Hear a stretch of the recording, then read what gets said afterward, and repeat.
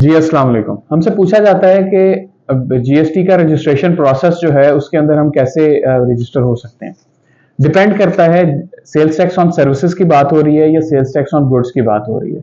Sales tax on services के अंदर आपने अपनी जो है आपका सबसे पहले आपका एनटीएन बना होना चाहिए कंपनी का जिसको भी आपने रजिस्टर करवाना है।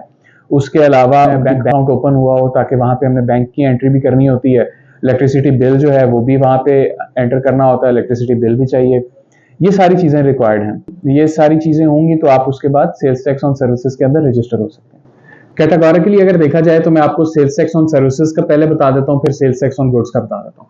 सेल्स टैक्स ऑन सर्विसेज के अंदर आपका रजिस्टर होना चाहिए, मींस एनटीएन के अंदर वो नाम नजर आ रहा हो।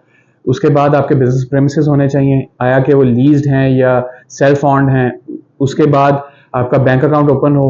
उसके अलावा आपका जो इलेक्ट्रिसिटी बिल है या यूटिलिटी बिल्स हैं वो आपने वहां पे एंटर करने हैं। ये सब चीजें अगर आपके पास अवेलेबल होंगी तो आप वहां पे अपने आप को सेल्स टैक्स ऑन सर्विसेज के अंडर पीआरए के साथ रजिस्टर करवा सकते हैं।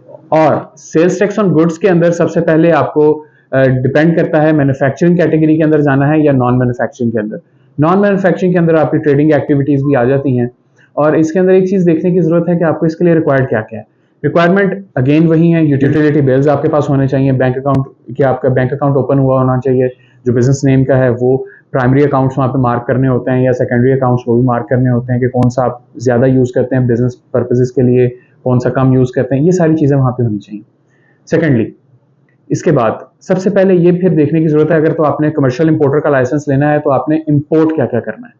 आपने वहां पे एक आपकी जो टेंटेटिव लिस्ट होती है कि आपने जो जो चीजें इंपोर्ट करनी है उनके एचएस कोड्स वहां पे देने होते हैं, प्रिस्क्राइब करने होते हैं। ये सब चीजें, ये सारी चीजों के साथ जो है वो आप जीएसटी में सक्सेसफुली अपने आप को रजिस्टर करवा सकते हैं।